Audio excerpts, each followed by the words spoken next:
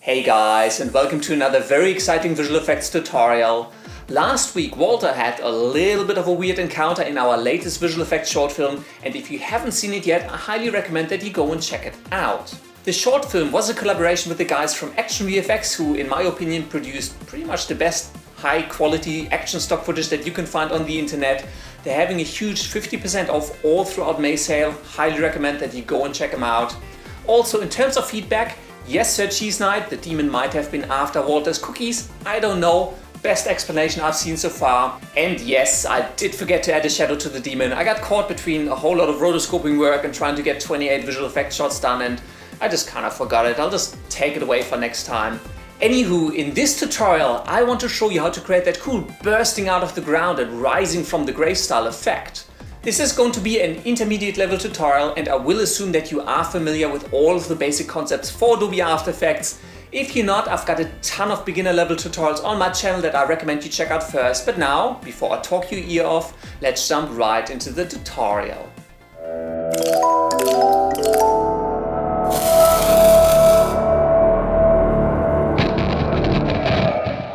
Welcome to the wonderful world of Adobe After Effects. I have a new project set up here, and I have already imported all of the elements that we're going to need to create this effect.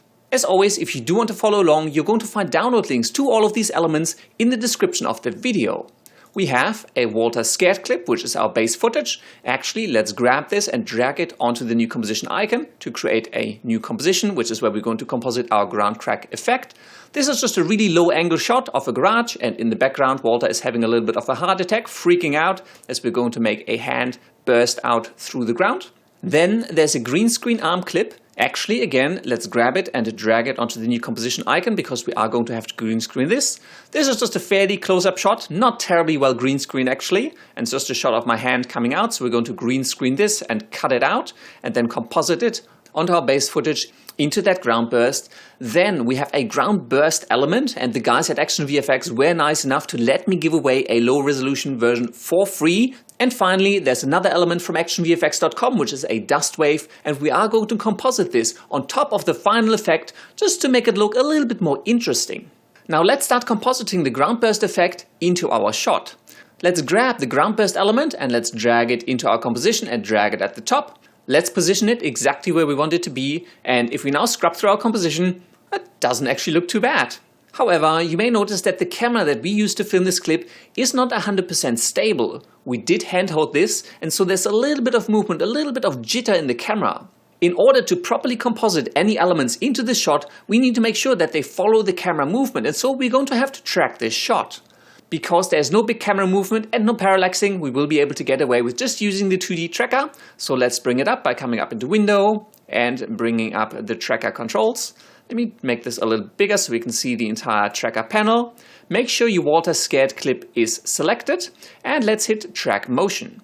Now, I don't just want to track a single position, I want to track the movement of this camera, and so I'm also going to enable tracking the rotation and the scale. So I'm going to get 2 track points, and you want to make sure that you don't position these too close to each other, because otherwise they're going to pick up a lot of little jitter and noise between them. So let's grab one of the track points and move it all the way over to the left hand side, maybe to this little high contrast area here. That should be quite easy to track. And let's grab the other one, let's make it a little bigger and drag it over to the right hand side. And you probably want to make sure that these 2 track points track things that are about equal distance from the camera. So I'm going to track maybe the back of the car, maybe here the highlight on the car emblem. So maybe we'll do that. Let's go, should probably have gone to the beginning. Let's make sure these are still properly positioned. Yep, that still looks good. And let's simply analyze forward. Super easy track, nothing to it. Let's create a new null object that we can apply the tracking data to. I'm also going to rename this to Tracker. And in our tracker controls, click on Edit Target. Make sure you're targeting the tracker null object. And let's simply hit Apply. Yep, apply X and Y to this null object. Hit OK. And now the null object that we created should be able to follow the camera movement properly. Yep, that looks about right. And finally, let's take the ground burst element and make sure we parent it to this tracker so it follows those little movements of the camera properly. Actually, what I'm going to do as well, I'm going to enable motion blur on this ground burst layer and on the composition, just so that it picks up the same type of motion blur that is on the camera itself. And I might actually hide the tracker because we don't really need to see this null in our composition. So let's make this a little bit bigger again, rewind and play back our effect. Cool, that is looking pretty good. Next, let's make sure that this ground burst element fits into the shot a little bit better color-wise. One of the challenges I had compositing this is that this ground burst element is actually shot on sand, whereas the garage obviously is concrete. So it was a bit tricky making these two things match. And you can apply curves to this and apply all sorts of tricks and effects. Personally, what I found much easier is to actually take a copy of my base layer. So let's duplicate the water scared layer, drag it to the very top. Make sure you can see the mode switches, which is pressing F4 on my keyboard, and change the mode over to color. This is going to add a little bit of the color of the concrete over this ground burst element. It looks a little bit better already, but obviously we're still quite far off. So let's select the ground burst element, come into our effects and presets panel and search for the curves effect. Let's apply it to the ground burst and let's make this element quite a bit darker so it fits in a lot better with the color of the concrete. Maybe not too dark, maybe about there's not too bad. I might also come into the blue channel and push that up just a little bit more. I'm just kind of trying to match the color of the concrete. It's not going to fit perfectly, but because this sandy screen is only visible for a fraction of a second before the ground bursts up into the air, it doesn't actually make too much of a difference. It kind of comes in really quickly and then it's hardly noticeable that there's an edge around this element. So I think this is actually not too bad. Feel free to tweak all of the things that I do here to your liking. I'm obviously going through fairly fast because I know my tutorials tend to be on the longer side. So let's call this good enough for now. And now let's composite an arm coming out of the ground into this shot. For that, let's return to the green screen arm composition. And again, as I said, this is just a really simple clip of my arm in front of a green screen. And I have already covered how to properly green screen in 2 separate tutorials. I'm not going to go over every single bit of detail here. I'm just going to do this fairly quickly. So first off, let's use a mask to kind of cut out the main areas that we need to see, which is really just around this arm here. So that should do. We just want to make sure that the arm is all the way in. Yep, cool. That looks about all right. Then let's apply a key light effect. Pick the green for the color, and I'm going to temporarily switch my view in my key light effect over to screen matte, just so it's a bit easier to see what I'm keying out. Let's expand the screen matte details, bring up the clip black to maybe about there, and let's bring down the clip white to make sure the arm is nice and filled. It's not perfect, but it's probably good enough for the sake of this tutorial. There's a few little bits and pieces that we could try and play with and, clean out all the way. But again, for this tutorial, let's just move on for now. Let's change the view from screen matte back over to final result. And because I don't actually want to see my arm per se, I don't want to see that I'm wearing a jumper and that it's a human hand. So what I'm going to do is I'm going to apply a hue and saturation effect. I'm going to drag the master saturation all the way to the left as well as the master lightness to essentially just have a black outline of a hand. And if you wanted to make this look a little bit more monster-like, you can also apply all sorts of distortion effects to this to make this look any way you want, or shoot different elements in front of the green screen, anything that you could imagine coming out of the ground. Let's return to our water scared comp and let's composite the arm into this shot. For that, make sure we're going back to the project panel and let's drag the green screen arm comp into our composition. Let's drag it just below the water scared layer at the top. Actually, I might rename this one here to color, just so I know that this layer is really just to apply some of that color to the effects we're compositing, just make it look a little nicer. Now, with the green screen arm, let's scale this down a little bit. Let's bring it in a little bit more. So maybe about there. And I want to make sure that obviously I don't want to see this cut off bottom of the arm. So I'm going to make sure that that sits over the bottom edge of this ground burst. And we're going to composite that in a bit nicer in a moment. But for now, I'm just trying to line this up so that timing wise, probably has to come up a little quicker, to be honest. Probably about here. Yep, I think timing wise that should be right. So it kind of comes up here and then slaps down and the monster will pull itself up. Maybe I'll move the arm over a little bit to the right. Kind of makes sense that it's the right arm of the monster coming through the ground, so it's a bit over to the right hand side, so maybe there. Yep, cool, I think that looks a little bit nicer. Now, obviously, we don't just want this arm to sit on top of this ground burst element. It just looks weird, and you can't just swap these around because then the arm is just behind the ground burst element, and that looks even weirder. We need to composite this arm into this ground burst element. So a few of these fragments need to be in front of it, but the rest needs to be behind it. And for that, I have already covered that in some of my 3D destruction tutorials. We are going to use a technique called ZDepth Compositing. For that, let's grab the ground burst element and drop it onto the new composition icon. And here is the ground burst element all by it lonesome. Now, you may notice that this element is actually an EXR file, and I've used these files before but never really explained them. The great thing about an EXR file is that it can have many different image layers, much like a Photoshop file, and you can determine which one you see using an effect in Adobe After Effects. The layer that we're seeing right now here is the beauty pass, so that's essentially the final rendered image. But these EXR sequences that you can get from Action VFX also include a depth pass or a ZDepth Pass, and that's the one we want to bring out for this composition. In order to do that, come into the Effects and Presets panel and search for the Extractor effect. Let's apply that effect to the layer. You'll notice the color change a little bit because this now deals with the conversion of the EXR file. But the cool thing is that this allows you to select the different channels that are available in this EXR sequence. In order to choose your layer, you can actually click onto this little channel info section. This is going to bring up a selector or the settings for the extractor effect. And here you can select which layer out of this EXR you want to display. Right now it's set on the default, which is the beauty layer. So let's bring this up and let's select the depth layer. Also, I don't actually like what it's selected here. I'd like to change my red to depth, green to depth, and blue to depth. And alpha, I actually want to leave on alpha. I actually want the alpha channel maintained for my depth pass. Let's hit OK. And you're going to get a black and white image. Now, this isn't actually black and white. This is actually a grayscale image, and it contains information of how far all of these elements are from the camera. So you actually have depth or distance information encoded in this grayscale image. The reason this looks all white is because our black and white point have not yet been set up correctly. In order to get a proper depth pass grayscale image out of these EXR files that you can get from Action VFX, make sure your black point is set to 0 and set your white point to 20. And now you can see there's a little bit of a gradient in here, which is kind of cool. And the great thing is you can actually control the intensity of this gradient by applying a levels effect. And the cool thing about the levels effect in After Effects, now obviously you can also use lumetric color if you're on the latest version for Adobe After Effects, which is the April 2017 version. But if you don't have that, you can use levels. Levels shows me that there's a little bit of color here in the mid-range of grays. And I can now bring these edge points in to, for example, make it brighter. So I can define that white starts here. Or I can bring in this bottom one to push it up and essentially define the gradient range of this depth pass. And this is going to allow us to really define where this arm or any elements we composite are inside this ground burst, because we're going to use this as a track matte. In order to do that, however, we need to make sure that everything else that is not this ground burst is white. So let's create a new solid in our composition.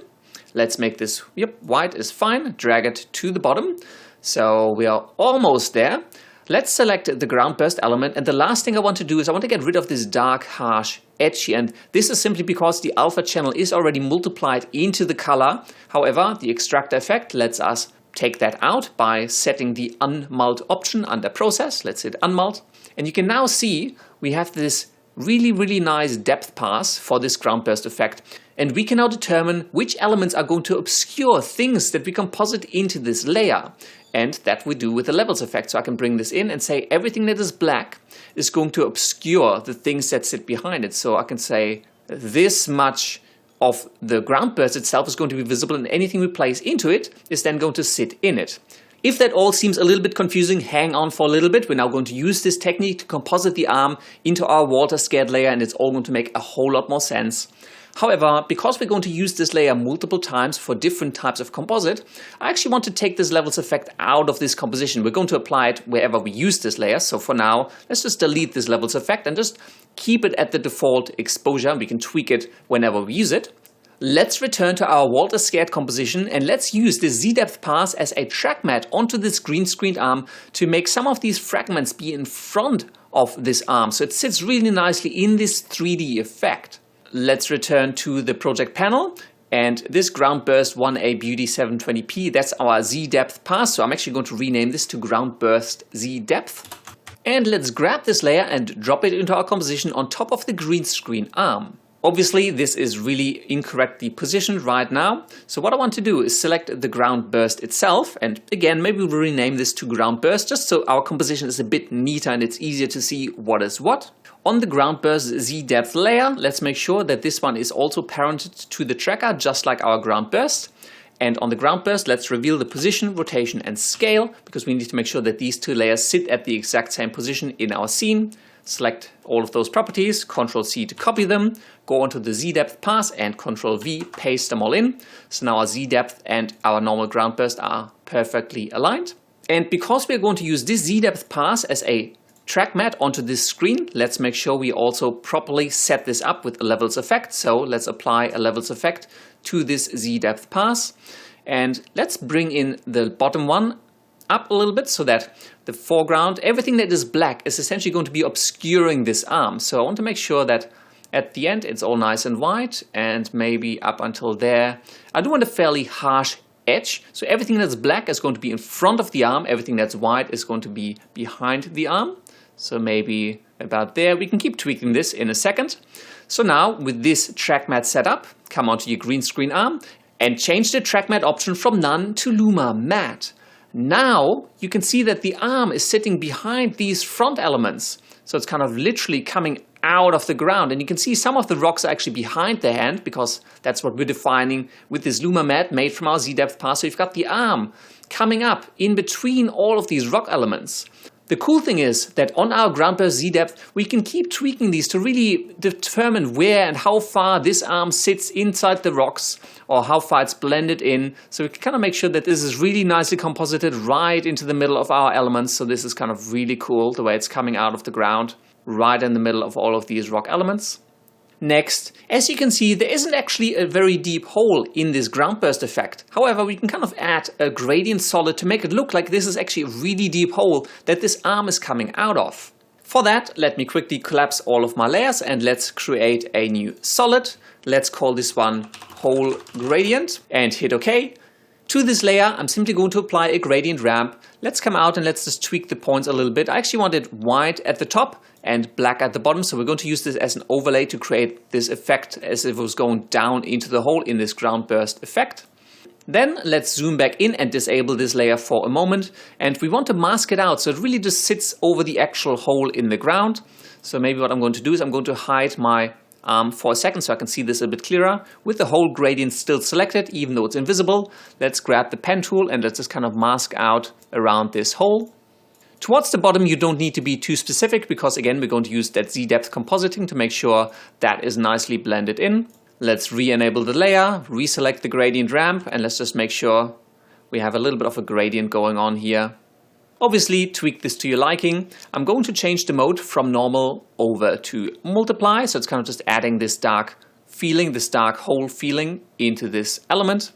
And finally, because it looks pretty ugly at the bottom end, let's duplicate the ground burst ZDepth layer. Let's drag that over the whole gradient.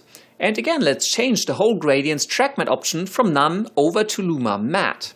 And again, this is going to make sure that the foreground element of this ground burst effect sit in front of our whole gradient layer. So this is without the layer, and now this is with the whole layer, so it really looks like a deep dark hole. We can also re-enable the arm coming out of it, and it looks a lot more like it's actually coming out of the ground.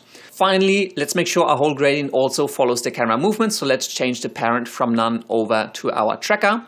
Let's zoom back out in just a little bit, rewind and play this back. Cool, that looks pretty good. Obviously, the whole gradient is visible way before the ground burst actually happens, so we can probably just kind of cut it off and only have it come in at this point, so it looks like a hole. Cool, that looks pretty good already. Next, let's composite the dust wave element into our shot, and again, we're going to follow the exact same compositing pattern. Let's return to our project panel and grab the dust wave element and bring it into our composition. Again, I'm going to drop it below the color layer because I do want it to get some of that color. Ooh, it's actually a pretty big element, so let's scale it down a little bit. And I'm going to change the mode from normal over to screen. Next, let's position it exactly where we want it to be and make sure, at least timing-wise, it does line up nicely. So yep, that's actually not too bad. Maybe I'll drag it over just a little bit. Nice. Also, note that the dust wave element is actually shot at 60 frames per second or 59.94, and our Walter Scared composition is actually only 23.976. So if you want to make sure that those ones match up time-wise, on your dust wave you can go right-click and select Interpret Footage Main, or in the latest version of Adobe After Effects you also finally have a button for that is Interpret Footage. You can just click on that, brings up the exact same dialog, and change the timing to 23.976 frames per second. Hit OK, so now the timing is aligned. Also, yes, the ground burst is actually 30 frames per second. And again, feel free to change this, but I was actually quite happy with the timing, so I didn't feel like I needed to tweak it. But yes, so now the dust wave is set to 23.976, which matches our composition. Just make sure that timing-wise that still makes sense. Yep, cool, I'm still pretty happy with that. Now obviously I don't want this harsh edge at the bottom, which comes from the fact that this element was filmed obviously on a ground. So I'm just going to grab the pen tool and draw a really large mask around the top part of the dust wave, just a little bit space on the sides here, and then just make sure I don't get that harsh edge on the ground. And again, just a bit of space for the dust to waft away to the side and all the way around. So that's just kind of getting rid of that. Let's press MM, reveal the mask properties, maybe just feather out just a little bit. So we've kind of got this dust element. I can still see it, so I might have to bring the mask expansion in a little bit. Yep, that looks better. And we can obviously tweak this and animate it and come out, or make the element a little bigger if we wanted to. So now with our dust wave sitting there, that's actually not too bad. Let's also make sure we parent the dust wave element to our tracker. And by the way, I'm just noticing I haven't done that for the green screen arm layer yet. So again, make sure everything is tracking properly. Then let's select the ground burst ZDepth and duplicate it, drag that above the dust wave. And on the dust wave, again, let's change the track matte from none to Luma matte. Let's zoom in, rewind a little bit and play this back. Cool, that's not too bad. For one, however, I think the dust wave is way too slow. I really kind of want to explode this outwards. So what I'm going to do is I'm going to right click this layer, come up to time and say time stretch. So we want to play this maybe at least twice as fast. Yep, that actually I think looks a little bit better. I'm also going to drag it down a little bit so it sits a little bit lower. However, over the time I kind of want this dust wave to come across in front of these elements as well. So what I'm going to do, I'm going to select my ground burst ZDepth, which is the track matte for the dust wave. Come into the effects and kind of tweak this levels effect. So just be a little bit more on the outside here and a little bit further back. And I'm actually going to animate this levels effect so that this dust wave essentially spreads from back to front across this 3D destruction effect. So let's come to the beginning, set a keyframe on the histogram. Let's move forward to maybe about there. And what I'm going to do is I'm going to bring this bottom one forward. So what this is going to do, you can see that the dust is kind of spilling more towards the foreground. Cool, that's kind of what I want. I want it to spill a little bit more into the foreground. Maybe just tweak this just a little bit. So the dust kind of starts in the center and then it's spreading a bit too quickly. So I'm going to again just tweak this a little, push this back a little bit more for now. And then kind of towards the end, it's starting to spread across those rocks. So now that looks kind of cool. It's kind of coming out of the center there and spreading across. Let's rewind, zoom back out and play this back.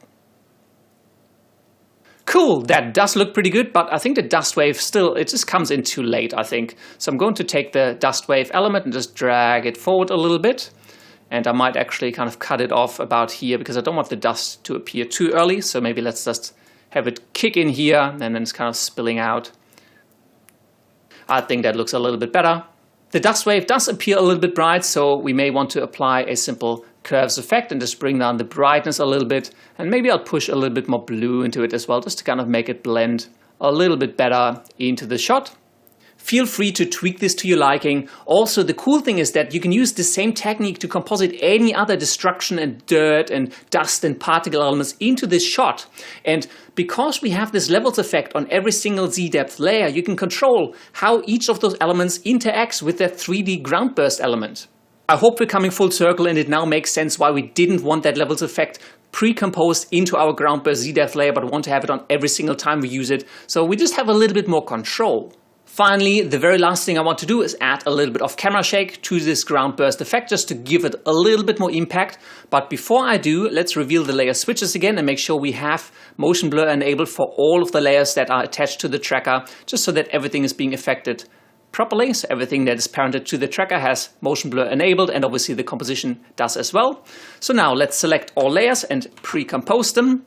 Let's call this one Walter Scared Comp. Obviously we're going to move all attributes into the new composition and hit OK. And there it is. Now I have already covered in detail how to create camera shake in Adobe After Effects in a separate tutorial, so I'm going to go fairly quickly through this. Come up into the effects controls and search for the slider control. Let's apply it to the layer and let's reveal the position property. Hold down Alt on your keyboard and click the little stopwatch icon to add an expression. And in the expression editor, let's type wiggle. Open round bracket, 24, comma, and let's take the pick whip icon and come up into the effects control panel and select this slider here. Let's close that round bracket. So now we have the wiggle of this layer attached to the slider control. Let's find the position where we want the camera shake to kick in. So probably about here is where I really want this to start shaking. Let's add a keyframe to the slider. Let's pump this up to, maybe we'll go with 15. I'm going to go back 4 frames. And lower the slider back to 0. Let's press U to reveal all of the keyframes. And let's move forward and find a point where we want the camera shake to kind of subside, maybe around a second and a bit. So let's lower the slider back to 0. And now if we scrub through, we kind of have a camera shake kick in, and then it kind of slowly subsides. Maybe I'll make it a little bit longer. Select all of your keyframes and press F9 to enable Bezier interpolation, so the animation is a little bit smoother. And obviously we're still getting the black borders, but for that, let's simply search for the motion tile effect. Apply it to the Walter Scared Comp layer. In the motion tile effect settings, change the output width to maybe 150 by 150, and we do want to select mirror edges. And the last thing to do is on the Walter Scared Comp layer, make sure you enable motion blur, and it is already enabled for the overall composition. And now the last thing to do, let me make this a little bit bigger for you. Rewind your composition and play back your final Rise from the Grave effect.